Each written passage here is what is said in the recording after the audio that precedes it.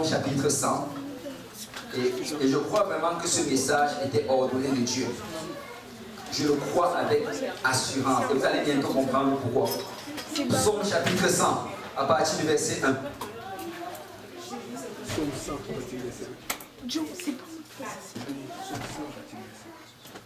Psaume 100 à partir du verset 1.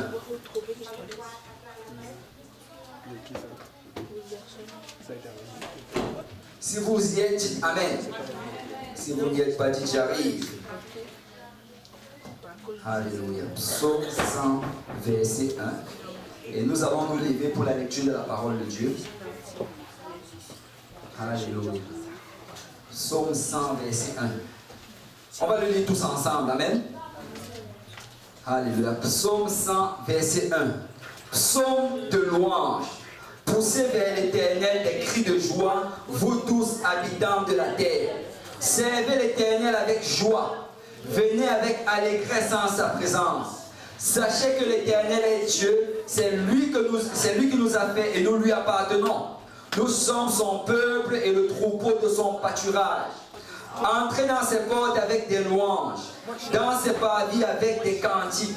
Célébrez-le, bénissez son nom, car l'Éternel est bon et sa bonté dure à toujours et sa fidélité de génération en génération. Alléluia. Et je vais attirer notre attention sur le verset 2. La Bible dit, servez l'Éternel avec joie. Servez l'Éternel avec joie. Amen. Servez l'Éternel avec joie. Amen. Amen.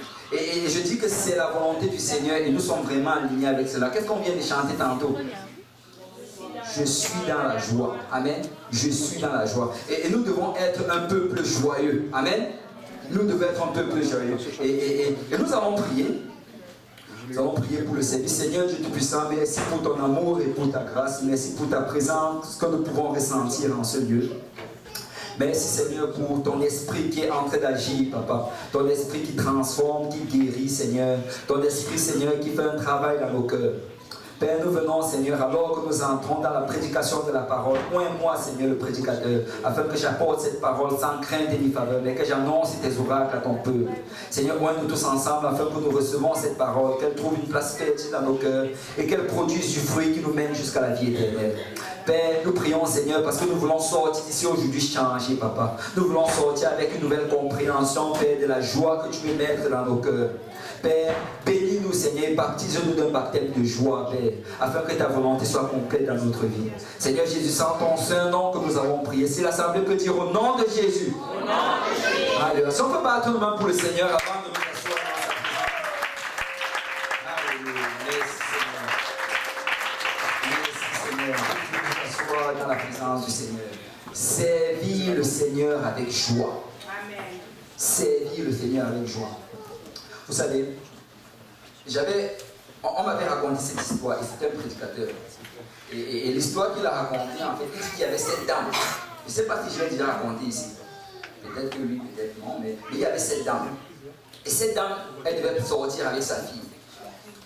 Elle avait une toute petite fille, la fille devait avoir, je crois, 4 ans. Ou 5 ans, elle devait avoir peut-être 5 ans, je crois. Et là, elle est sortie d'abord rapidement parce qu'elle devait mettre des choses dans la voiture. Et après, elle a mis des choses dans la voiture. Et là, elle se retourne et sa fille était à la porte. Et là, elle s'attendait à ce que sa fille vienne. Mais en même temps, il était en train de pleuvoir. Il y avait de petits coups de pluie qui tombaient. Et là, le tonnerre a commencé à gronder. Et les éclairs ont commencé à jaillir. Et quand la femme a vu cela, elle était toute paniquée par rapport à sa fille. Et elle dit à sa fille, viens, cours, viens dans la voiture. Et là, sa fille, elle descend d'abord la marche et elle commence à courir. Et après un moment, un éclair sonne. Et dès que ça fait cela, sa fille s'arrête. Et elle regarde vers le ciel et elle se positionne. Et après, ça lui dit, mais qu'est-ce que tu fais? Cours, viens rentrer dans la voiture. Sa fille recommence encore à courir. Après un autre éclair. Après, sa fille s'arrête, elle regarde vers le ciel. Et après, ça lui dit, viens-t'en, il faut que tu cours, viens rentrer dans la voiture. Et après, elle court encore. Et après, un autre éclair, sa fille s'arrête encore. Après, elle met la pause. Et là, sa mère était intriguée. Et quand elle arrive dans la voiture, sa mère lui demande, mais qu'est-ce que tu étais en train de faire? Pourquoi tu ne faisais que t'arrêter? Et là, sa fille dit, mais Dieu était en train de me prendre en photo, il fallait que je m'arrête. Et vous savez, le Seigneur veut que nous ayons cette attitude-là. Il veut que nous réalisons que nous sommes toujours en train d'être regardés par Dieu. Les yeux de l'Éternel sont sur son peuple en tout moment. Amen. Et nous devons marcher toujours avec la joie. Tu sais, quand tu marches, marche avec assurance. Souvent, lève juste les yeux vers le ciel, tu souris. Amen. Souris. Que papa, je sais que tu me regardes. Je sais que tu es en train de savoir où je vais. Tu me gardes, tu me protèges. Et je vais toujours te sourire. Amen. Et c'est la volonté de Dieu que nous marchons avec joie. Amen. Nous devons être joyeux. Dis à ton voisin, sois joyeux. Sois joyeux. Vous savez, la première église était toujours joyeuse.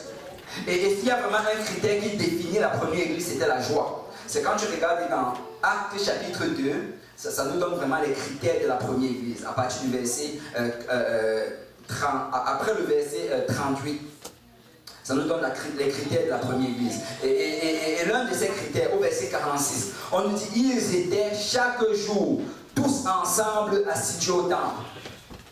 Bon, je vais d'abord prendre une petite pause ici. Tu sais, aujourd'hui, il y a des gens qui critiquent que, mais pourquoi tu vas à l'église chaque jour? Lundi, mardi, mercredi. Écoute, l'église était chaque jour assidue au temple. Amen. On dit que chaque jour, ils se levaient et ils partaient au temple. Donc nous voulons être comme la première église. Amen.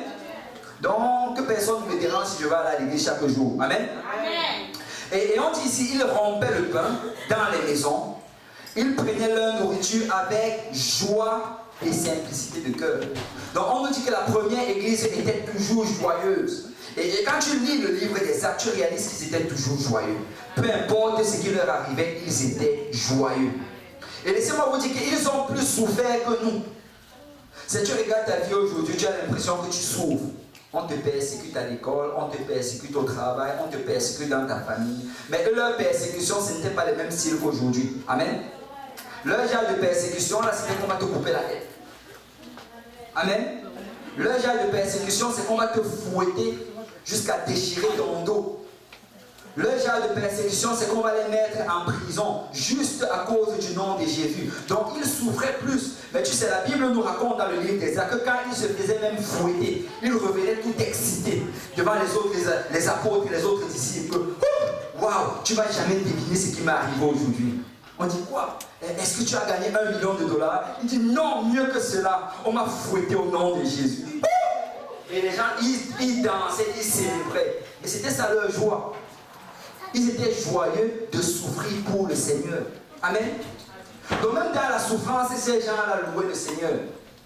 Même dans les pires des circonstances, ils louaient le Seigneur. Parce qu'ils se rappelaient de la promesse du Seigneur Jésus. Regardez dans Matthieu chapitre 5, verset 11, la Bible dit, et c'est Jésus qui parle. Puis tu regardes bien ça, c'est les béatitudes. Et là, qu'est-ce que Jésus fait? Il dit toutes les choses que tu dois faire pour être heureux. Heureux, heureux, heureux. Et le dernier c'est dans Matthieu 5, verset 11, il dit, heureux serez-vous lorsqu'on vous outragera. Waouh, Jésus dit que quand on va te outrager, tu dois être heureux. Qu'on vous persécutera et qu'on dira faussement de vous toutes sortes de mal à cause de moi. Waouh. C'est très souvent qu'on va dire quelque chose de mal de nous. Ça va être comme la fin du monde. Pasteur, il y a l'antéchrist dans l'église. Le Seigneur Jésus te dit d'être heureux. Que waouh, je viens d'avoir des récompenses dans le ciel. Parce qu'il dit, regardez bien, réjouissez-vous et soyez dans l'allégresse. Waouh, il ne dit pas juste d'être heureux, mais tu dois te réjouir, commencer à danser, commencer à célébrer. Quand on parle d'allégresse, là, c'est un niveau élevé de joie. D'être dans l'allégresse parce que votre récompense sera grande dans les cieux. Car c'est ainsi qu'on a persécuté les prophètes qui étaient avant vous. Tu dis que tu as envie d'être comme Élie. Reçois la persécution d'Élie. Amen. Amen. On veut seulement le pouvoir de faire tomber le feu du ciel. Mais si tu regardes la vie d'Élie, là, c'est un peu une vie d'abondance matérielle. Amen. Et le Seigneur dit que quand c'est difficile, nous devons être heureux. Amen. Parce que quand c'est difficile et que nous persévérons au travers de cela, il y a une récompense dans le ciel. Le Seigneur ajoute dans notre compte spirituel. Le Seigneur ajoute encore, il agrandit encore ta maison. Il agrandit encore tout ce qu'il est en train de prévoir pour toi au ciel. Vous savez, il y a tellement de grandes choses que le Seigneur en réserve pour nous.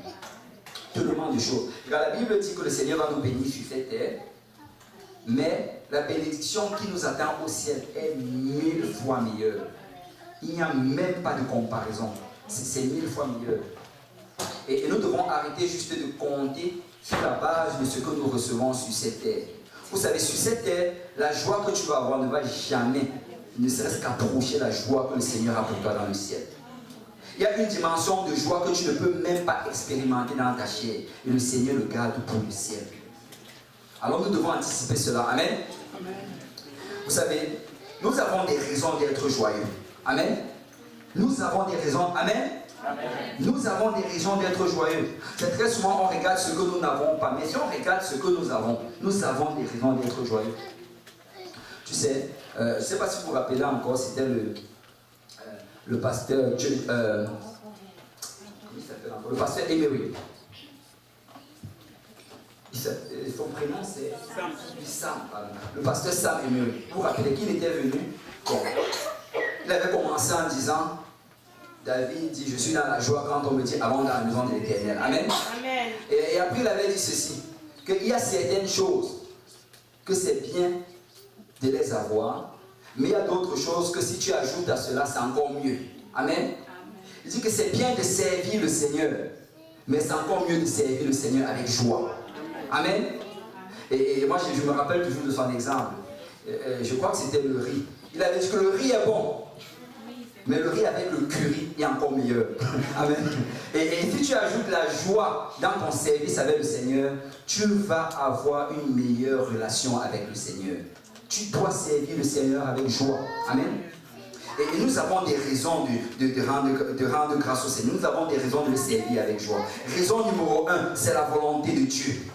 C'est la volonté de Dieu que nous le servons avec joie. Regardez Psaume 32, verset 11. La Bible dit, juste, réjouissez-vous en l'Éternel et soyez dans l'allégresse.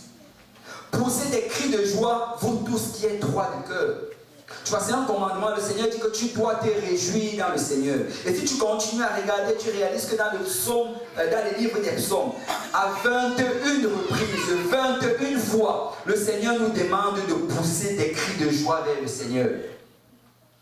C'est la volonté de Dieu. Nous devons le servir avec joie. Regarde Psaume 42, verset 5. David dit, je me rappelle avec effusion de cœur, quand je marchais entouré de la foule, et que je m'avançais à sa tête vers la maison de Dieu.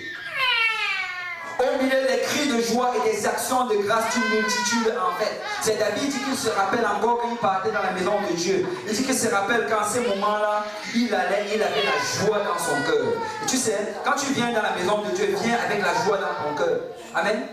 Ne viens pas juste comme si tu allais à un cimetière. Viens avec la joie dans ton cœur. Amen. Parce que ça, c'est un lieu de réjouissance. Et c'est pourquoi David dit, je suis dans la joie quand on me dit, allons dans la maison de l'Éternel. Parce que c'est un lieu de joie. Amen. Et nous devons être un peuple qui servons le Seigneur avec joie. Nous devons le servir avec joie. Est-ce que, bon, certains d'entre vous, on va un peu fouiller dans le passé, certains d'entre vous, vous allez dans les clubs avant. Amen. Ok, certaines personnes, ils se cachent. Mais certains d'entre vous allaient dans les clubs, certains allaient dans les discours, certains allaient dans les fêtes mondaines. Et tu sais, je me rappelle, quand vous y allez dans ces choses-là, je suis sûr que vous n'y allez pas le visage foncé comme si on vous forçait d'y aller. Non. Quand le jeudi soir arrivait, quand le vendredi soir arrivait, quelqu'un commençait déjà à être excité. Oh, quelle robe je vais porter, quel habit je vais être, comment je vais me maquiller, comment je vais faire cela. Et la personne allait sortir avec tellement de joie dans son cœur. Il sortait avec joie comme cela, juste pour aller à un endroit où elle va payer et après on va la laisser danser. Parce que c'est ça le corps. Tu arrives, tu payes et après on te laisse danser. Et après cela, tu sors encore ton argent, tu leur payes l'alcool avec. En fait, tu viens payer juste pour pouvoir un peu danser et après rentrer chez toi.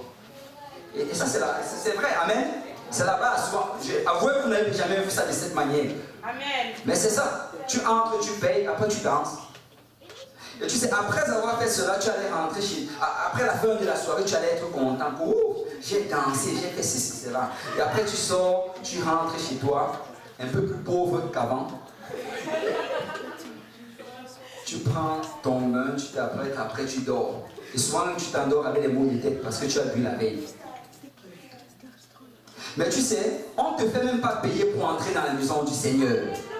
On ne te fait même pas payer pour venir recevoir le vin spirituel. Tu l'obtiens gratuitement. Et tu sais quoi, de la même manière que tu dansais avant, ça t'apportait un peu de joie. Aujourd'hui, si tu danses pour le Seigneur, tu vas avoir plus de joie.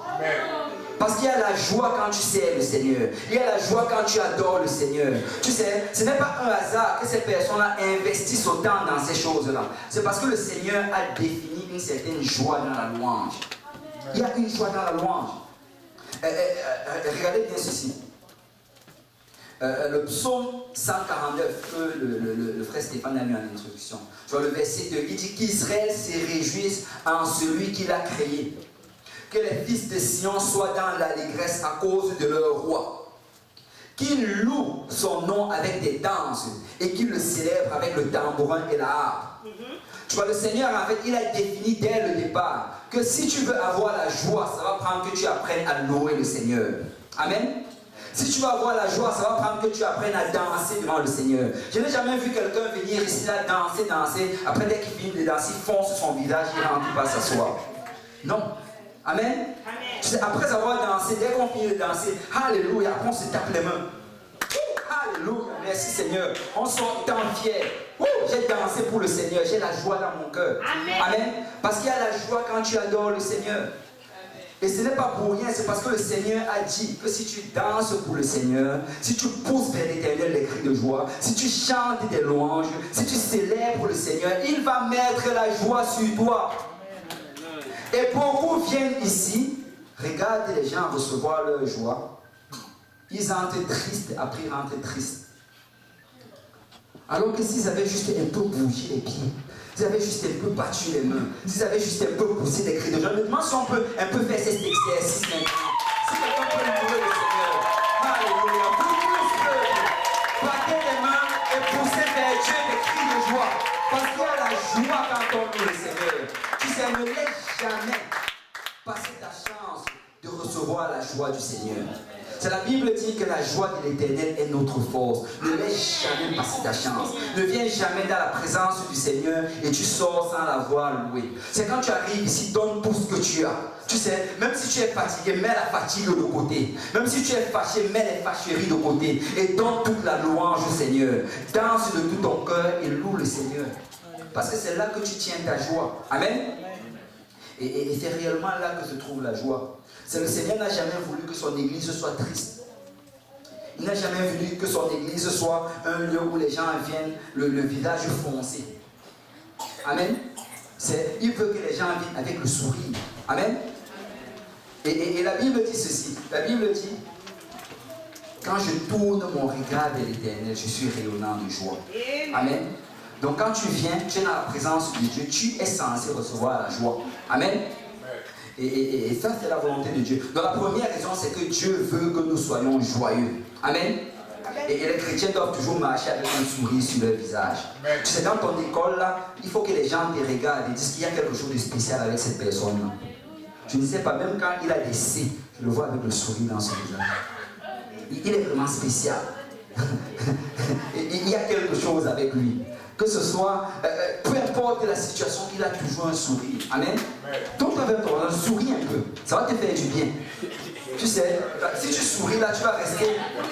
Si tu souris, tu vas rester jeune assez longtemps. Amen. Vous savez, les scientifiques ont fait des études là-dessus. Ils ont découvert que les gens qui sourient souvent sont les gens qui vivent le plus longtemps. Et on n'a même pas besoin d'aller étudier leurs affaires. Tout ce que tu as fait, regarde le pasteur Luc. Regarde comme il est toujours jeune. Amen. C'est parce qu'il sourit.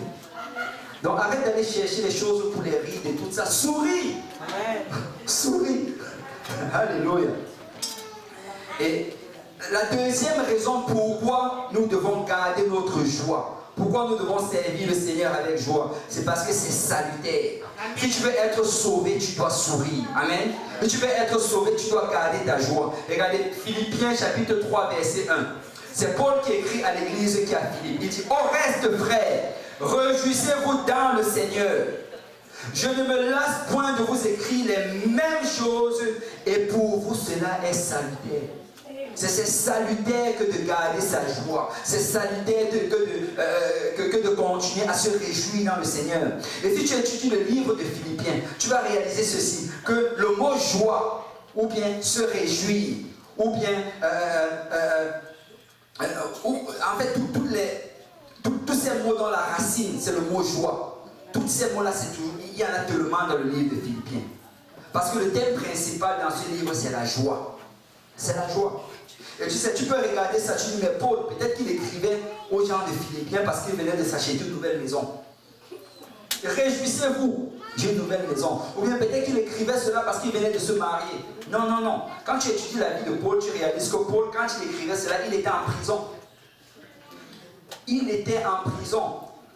Il y avait déjà une condamnation de mort sur lui. On avait déjà déclaré qu'on allait lui couper la tête. Il est en prison, on dit qu'on va lui couper la tête. Tout le monde l'avait abandonné. Vous savez, Paul n'était même pas marié. Tu sais, même si tu n'es pas marié, tu peux être joyeux. Amen. Il y a des gens qui pensent en fait que la joie, ça va venir de l'époux ou bien de l'épouse. Ils te disent que le jour que je vais me marier, je serai tellement joyeux. C'est si tu es triste avant le mariage, tu vas être triste après le mariage. Amen. Commence à être joyeux maintenant. Amen. Parce que notre joie, c'est dans le Seigneur. Notre joie, ce n'est pas dans les choses du monde. La joie vient du Seigneur. Amen. Parce que si tu commences à définir ta joie par les choses matérielles, tu ne seras jamais joyeux. Tu vas te dire, oh, ça c'est la parfaite personne. Oh, avec lui, là, tout va être bon. Mais tu sais pas, quelques jours après le mariage, ton espérance sur. Donc dès maintenant, sache que la joie c'est dans le Seigneur. Amen. Amen. Alléluia.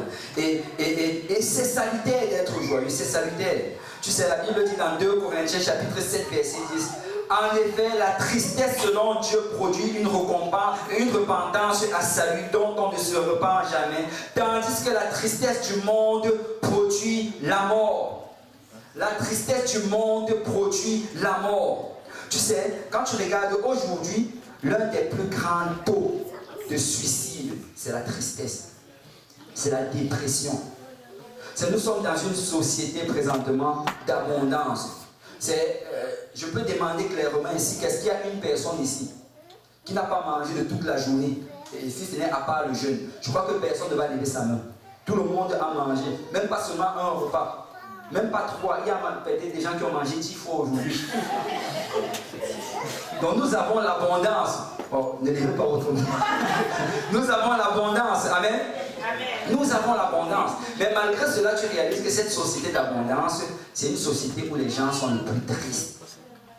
Et pourquoi ils sont tristes? C'est parce qu'ils réalisent que malgré toutes ces choses-là, ils n'ont pas la joie.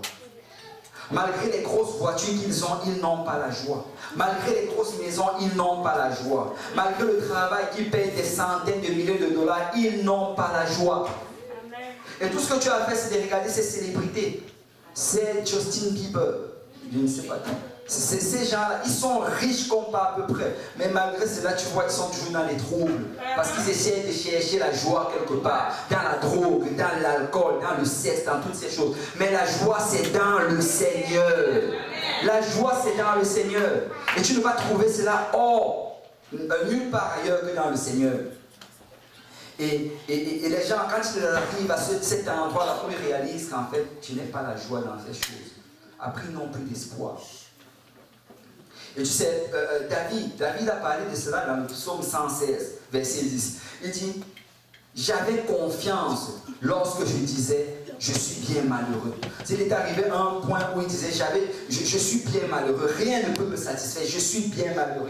Et peut-être certains d'entre nous sommes arrivés à ce point-là. Et peut-être même quand on était dans le monde, on est arrivé à cet endroit où on était tellement triste. Et peut-être des idées de suicide nous ont traversé l'esprit. Mais tu sais, David dit par la suite, c'est psaume 116, verset 3, les liens de la mort m'avaient environné. Wow. Moi je crois vraiment qu'il parle ici qu'il avait peut-être des idées suicidaires, des idées où il voulait en finir avec la vie.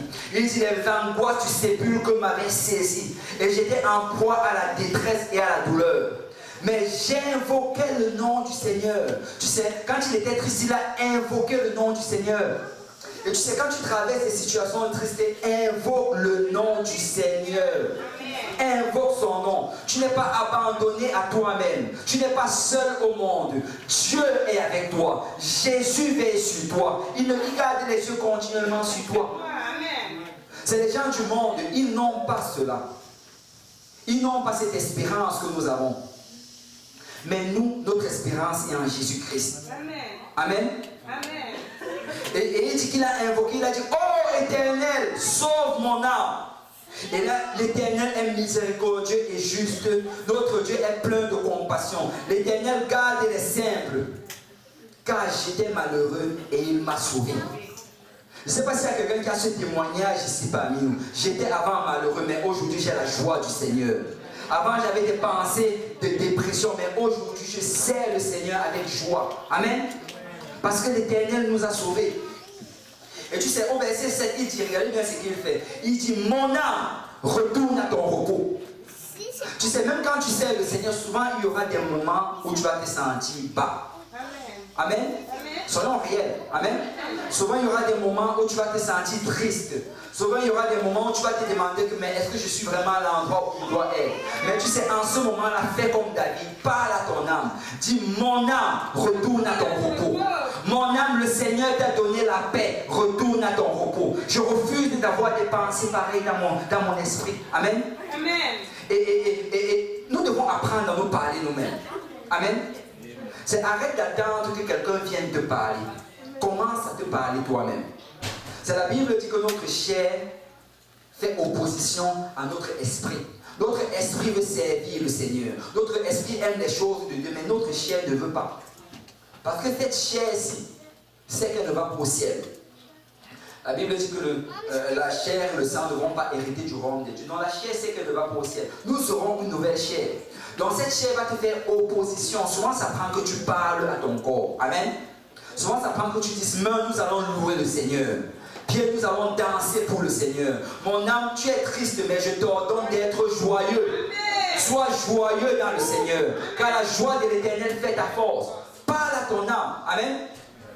Amen. Amen. Et il dit que j'ai parlé à mon âme. Il dit, lui, tu as délivré mon âme de la mort, mes yeux des larmes et mes pieds de la chute. Je marcherai devant l'Éternel sur la terre des vivants. Waouh! David s'est parlé à lui-même. Que tu sais quoi? Tristesse, dehors. Aujourd'hui, je suis joyeux. Et je vais continuer à servir le Seigneur. Amen. Et nous devons apprendre à nous parler. Nous devons apprendre à nous exaucer nous-mêmes. Tu sais, ce n'est pas la volonté de Dieu que nous soyons tristes. Le Seigneur nous a donné la victoire. Nous sommes plus que vainqueurs dans le Seigneur. Amen. C'est souvent quand c'est difficile. Et il faut que tu aies toujours une chanson dans ton âme. Amen. Il faut que tu aies toujours une chanson dans ton cœur qui est prête à sortir quand tu commences à te sentir triste. Je ne sais pas pour vous, mais moi souvent, quand des pensées pareilles commencent à venir, il y a toujours cette même chanson. Je commence à chanter ici. Oh, why joy, joy in the Holy Ghost. Oh, why joy, joy in the Lord. Oh, why joy, joy in the Holy Ghost. Oh, why joy, joy in the Lord. Si on peut chanter. Oh, why joy, joy in the Holy Ghost. Oh, why joy, joy in the Lord. Don't let nobody steal your joy. Don't let nobody steal your joy. Don't let nobody steal your joy. Joy in the Lord. Hallelujah. Don't let nobody steal your joy. Don't let nobody steal your joy. Don't let nobody steal your joy. Joy in the Lord. Nous devons louer le Seigneur. Tu sais, loue le Seigneur quand ça va mal. Loue-le. Tu sais, quand tu vas finir de chanter, tu vas ressentir la joie. Amen. La joie va revenir. Tu sais, ne laisse jamais personne voler ta joie. La joie t'a été donnée par le Seigneur. La Bible dit que le royaume de Dieu, c'est la justice, la paix et la joie dans le Saint-Esprit. Tu l'as reçu le jour que le Seigneur t'a rempli du Saint-Esprit. Ne laisse pas le diable voler ta joie. Ne laisse personne voler ta joie. Cette joie, tu dois dire, je vais la garder. Amen. Quelqu'un dit, je garde ma joie. Je garde ma joie. Parce que vivre pour Dieu, ce n'est pas un fardeau. Amen. Vivre pour Dieu, ce n'est pas un fardeau. Ce n'est pas douloureux de vivre pour Dieu. Souvent, on regarde la vie pour le Seigneur comme si le Seigneur voulait qu'on soit triste, amer. Comme si le Seigneur... certaines personnes, en fait, c'est parce qu'on a cette pensée-là. On pense en fait que le Seigneur veut qu'on soit des moines. Qu'on soit juste avec le même vêtement, la tête rasée, assis quelque part, et qu'on jeûne et on prie jusqu'à son retour. Ça, ce n'est pas la volonté de Dieu. Amen. C'est quand le Seigneur a envoyé son peuple à la terre promise. Le Seigneur leur a dit, je vous envoie un lieu où coule le lait et le miel. Amen. Il leur a dit, je vous envoie un lieu d'abondance. Vous allez être bénis. Vous allez habiter des maisons que vous n'avez même pas construites. Vous allez cultiver, vous allez récolter des choses que vous n'avez même pas plantées. Vous allez être dans l'abondance. C'est quand on parle de couler le lait et le miel. Ça veut dire que ça va être tellement beaucoup. Amen.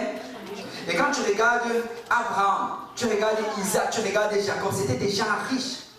C'est une fois j'ai fait l'estimation des richesses de ces personnes, c'était des millionnaires. C'était des millionnaires. On te parle des richesses par exemple de Jacob. On commence à te dire qu'il avait 300 chameaux. Est-ce que quelqu'un connaît le prix d'un chameau ici? Ça peut être $1000. C'est ça. On parle, ils avaient des 20 000 brebis. Est-ce que quelqu'un a déjà acheté une brebis ici? C'est ça, ça peut être dans les $200. Tu vois? On te parle des 2000 bœufs. Quand tu commences à mélanger tout ça, à additionner tout cela, ça ce sont des millionnaires. Amen. C'était des millionnaires. Et le Seigneur veut nous bénir. Le Seigneur veut que nous soyons dans la joie. C'est vivre pour le Seigneur, ce n'est pas triste. Vivre pour le Seigneur, ce n'est pas amer. Bien sûr, nous avons des temps où nous allons jeûner. Nous avons des temps où nous allons être tristes. Mais tu sais, dans les moments où ce n'est pas les temps de jeûne, c'est quoi? Habille-toi bien. Mets un peu de colonne sur toi pour sentir bon. Va à un endroit, assieds-toi dans un restaurant, mange bien. Réjouis-toi dans le Seigneur. Bénis le Seigneur pour l'argent qu'il t'a donné. Et célèbre le Seigneur. Célèbre le Seigneur. Parce que Dieu veut que nous soyons joyeux. Dieu veut que nous soyons joyeux. Vous savez, nous avons assez de temps de jeûne. Amen. Il y a 7 autres jours de jeûne qui viennent. Amen. On aura assez de temps pour être triste. Mais en attendant, sois joyeux. Amen. Parce que Dieu veut que tu sois joyeux. Et en plus, vous savez la raison vraiment du jeûne. On jeûne pour 2 choses. Un, c'est pour notre chair. C'est pour la soumettre, pour qu'elle ne soit pas désobéissante et qu'elle nous éloigne loin de Dieu. Mais la deuxième chose, et ça c'est la raison pour laquelle on fait souvent des longs jeûnes, c'est pour le salut des âmes. On ne jeûne pas à cause de nos péchés. Amen. Nos péchés ont été lavés par le sang de l'agneau. Et si nous tombons, on se repent devant le Seigneur. Tu n'as pas besoin de jeûner pour tes péchés. Tout ce que tu as besoin de faire, c'est d'obéir. Amen. Tu obéis à la parole, tu demandes pardon pour tes péchés et tu continues d'avancer. Et nous devons vraiment réaliser que le Seigneur veut que nous soyons joyeux. Déjà, tu n'es pas un moine. Et nous allons avoir des temps de souffrance. Nous allons avoir des temps de... Mais soyons joyeux. Amen. Soyons joyeux. Regardez Philippiens chapitre 4 verset 4. La Bible dit, réjouissez-vous toujours dans le Seigneur. Je le répète, réjouissez-vous. Waouh! Je crois qu'il y a des gens qui doivent mémoriser ce passage. Réjouissez-vous toujours dans le Seigneur. Je le répète, réjouissez-vous. C'est Paul n'était pas riche. Amen. Et comme j'ai dit tantôt, il n'était même pas marié. Il n'avait même pas d'enfant. Il n'avait pas de maison. Il n'avait pas de voiture. Amen. Et il n'avait pas toutes ces choses-là. Mais malgré cela, lui qui est en prison, il a fait des gens qui sont à l'extérieur, réjouissez-vous. Lui qui est en train de compter le nombre de jours qui lui reste avant d'être décapité. Il est en train des cris pour encourager les gens. Réjouissez-vous. Tu sais, toi, il n'y a pas une condamnation de mort sur toi. Réjouis-toi. Réjouis-toi. Marche avec joie. Amen. Vous savez, la raison pour laquelle nous avons souvent du mal à nous réjouir, c'est parce que nous laissons le monde définir les critères de notre joie. C'est ça la principale raison. Parce que nous laissons le monde définir les critères de notre joie. Tu sais, si vous regardez les publicités ou bien ces annonces qui sont en ville et partout dans les métros, tu vas réaliser que dans ces publicités, on ne va jamais te montrer quelqu'un qui est triste. Moi, je vais te montrer quelqu'un avec un sac Gucci sur lui, triste de porter le sac Gucci. Ou bien quelqu'un qui est en train de boire un coke et fait comme s'il était en train d'avaler un citron. Non, on ne va pas te montrer ces choses-là. Toutes les personnes dans les publicités sont toujours dans la joie. Hey, ils sont en train d'aller prendre de l'alcool, ils sont tous joyeux. Hey, ils sont la nuit, ils partent dans la piscine. C'est pas ce qu'ils partent faire dans la piscine avec l'alcool, mais ils sont tous joyeux. Il y a toujours la joie, ils partent tous ensemble dans la joie. Dans toutes les publicités, ça va être la joie. Je regarde quand tu fais des publicités des gens qui font le sport qui est souvent pénible, ils sont en train de faire ça avec joie. On te montre la publicité des gens qui ont des douleurs dans le dos. Ils sont en train de prendre des comprimés, ils prennent ça avec joie. Et le but derrière cela, c'est parce qu'ils veulent nous faire croire que la joie se trouve dans toutes ces choses-là. Et c'est pourquoi les périodes des fêtes, c'est souvent les périodes les plus tristes que tu peux avoir ici en Amérique du Nord. Pourquoi? Parce que toi, simple chrétien, qui sert le Seigneur, tu te promènes tous les jours dehors et tu vois dans ces grosses banderoles un jeune homme et une fille. Ils sont ensemble en train de sortir d'un mall avec un gros sac. Ils ont beaucoup de vêtements à l'intérieur, ils te regardent en souriant. Et tu regardes, tu te dis waouh, pourquoi je n'ai pas un copain? Et pourquoi il ne m'achète pas ça? Écoute, ils sont en train de vivre dans l'iniquité. C'est la promiscuité. Ils sont en désobéissance au Seigneur. Mais ce qu'on laisse faire, c'est qu'on laisse le monde définir notre joie. Et tu vas voir comment les gens vont être tristes. Les gens vont être dans la dépression. Parce que pour eux, leur joie était définie par les publicités. Tu sais quoi, ce n'est pas la publicité qui définit notre joie. Notre joie est définie par la parole de Dieu. C'est pas la parole de Dieu. Ce n'est pas ce que le monde dit qui va m'apporter la joie, qui m'apporte la joie. Ce qui m'apporte la joie, c'est d'obéir à la parole du Seigneur. Tu sais, Paul dans Actes chapitre 26, verset 2, c'est là qu'il était déjà arrêté, on l'amenait vers Rome pour le mettre en prison. Et là, on le permet de parler au roi Agrippa. Et qui se lève dans Actes 26, verset 2, la Bible dit que Paul commence son discours comme ceci. Il dit, je m'estime heureux. Je m'estime heureux. Et la clé vraiment derrière cela, c'est que nous devons nous estimer heureux. En anglais, en fait, il dit I think myself happy. Ça veut dire que je décide moi-même que je suis heureux. Ce n'est pas les autres qui vont décider c'est quoi la joie pour toi, c'est à toi de la décider. Je m'estime heureux. Tu sais, ce n'est pas si j'ai une nouvelle voiture que je vais m'estimer heureux. Je m'estime heureux par rapport aux choses du Seigneur. Je m'estime heureux. Pourquoi? Parce que je suis en paix avec le Seigneur. Avant, j'étais en inimitié avec Dieu. Je ne servais pas Dieu. J'étais dans le monde faisant les choses du monde. Mais je m'estime heureux parce qu'aujourd'hui, je sers le Seigneur. Je suis dans la maison de Dieu. Je loue le Seigneur et je l'adore. Donc, je m'estime heureux. Amen. Je m'estime heureux parce qu'aujourd'hui, je suis co-héritier avec Christ. Tout ce qui appartient à Christ, aujourd'hui, je peux les réclamer dans le Seigneur. Vous savez, je n'ai jamais vu quelqu'un qui est parti dans un club et il est parti boiteux, après il est sorti en marchant. Je n'ai jamais vu quelqu'un comme ça. Je n'ai jamais vu quelqu'un qui est parti dans un club malade ou bien dans une disco malade et après il était guéri dans la disco, il est sorti. Non. Je n'ai jamais vu quelqu'un qui est parti dans une disco avec les problèmes de sa famille. Après il a demandé que tout le monde, arrêtons-nous, on va prier pour ma famille. Après on a fait, après sa famille était délivrée. Non, non, non. Ces choses-là, c'est dans la maison du Seigneur. Parce que c'est l'héritage que Jésus nous a donné. Donc nous devons nous estimer heureux de l'avoir. Amen. Je suis heureux d'être dans la maison du Seigneur. Amen. Je suis heureux de pouvoir obtenir toutes ces promesses du Seigneur. Et je m'estime heureux. Amen. Il dit, je m'estime heureux parce que j'ai le Saint-Esprit. Tu sais, c'est un privilège que d'avoir le Saint-Esprit. C'est un privilège que d'avoir l'Esprit de Dieu qui habite en toi. Et c'est la promesse qu'un jour le Seigneur va venir te prendre. Donc nous devons vraiment redéfinir ce qui fait notre joie. Amen. Redéfinir ce qui fait ta joie. Parce que c'est à toi de décider cela, c'est à toi de décider c'est quoi qui va me rendre joyeux. Je m'estime heureux de pouvoir témoigner au nom du Seigneur Jésus, de pouvoir raconter aux gens et de pouvoir permettre, aider les gens à venir dans la maison du Seigneur et à obéir à l'évangile. Je m'estime heureux de pouvoir prendre cette Bible et d'aller enseigner l'étude biblique à quelqu'un. Je m'estime heureux parce que je décide que c'est ça qui fait ma joie. Amen. C'est ça qui fait ma joie. Et nous devons définir ce qui fait notre joie. C'est dans Romains chapitre 8, verset 5. Paul adresse vraiment quelque chose. Et moi je crois que c'est vraiment la clé derrière tout ceci. Regarde ce qu'il dit. Il dit, ceux en effet qui vivent selon la chair s'affectionnent. Quelqu'un dit s'affectionne aux choses de la chair. Tandis que ceux qui vivent selon l'esprit s'affectionnent. Quelqu'un dit s'affectionne aux choses de l'esprit. Et l'affection de la chair, c'est la mort, tandis que l'affection de l'esprit, c'est la vie et la paix.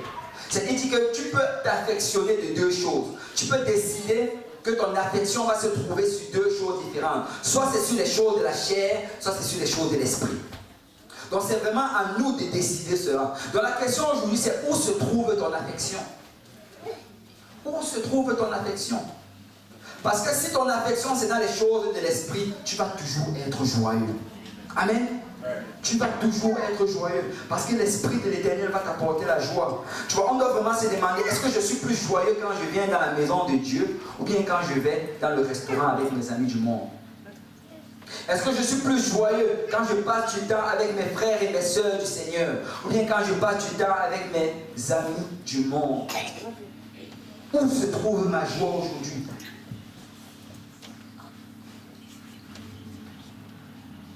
Peuple de Dieu, notre joie doit être dans le Seigneur. Ça doit être dans les choses de Dieu. C'est si tu regardes ta vie et que tu réalises que tu prends plus plaisir dans les choses du monde que dans les choses de Dieu. Ça prend que tu retournes à l'autel de prière et que tu commences à prier, Seigneur, mets ta joie dans mon cœur. Mets ta joie dans mon cœur. Je veux prendre plus plaisir dans ta maison que dans les choses du monde. Et tu sais, si tu pries cela, et si tu le pries continuellement, le Seigneur va mettre ta joie dans ton cœur. Il va le faire, je l'assure.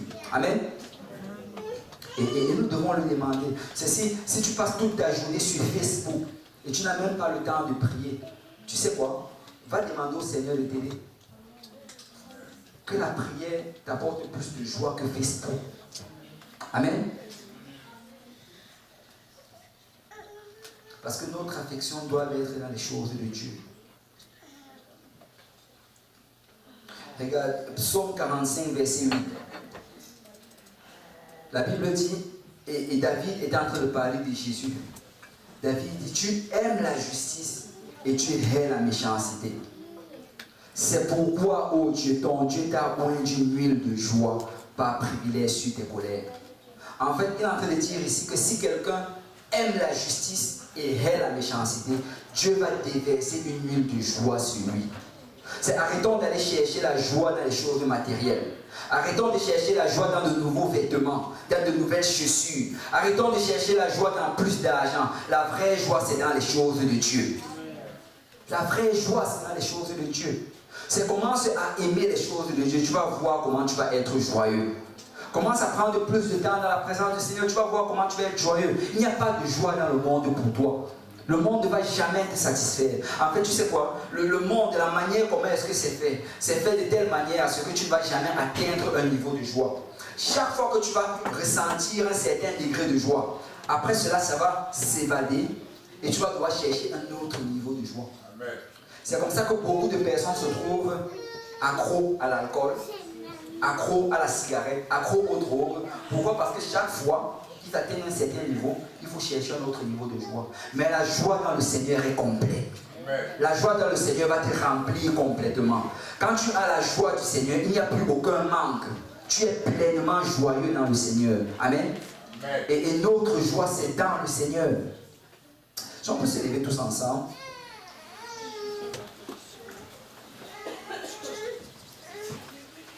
Dans le psaume 4, verset 7.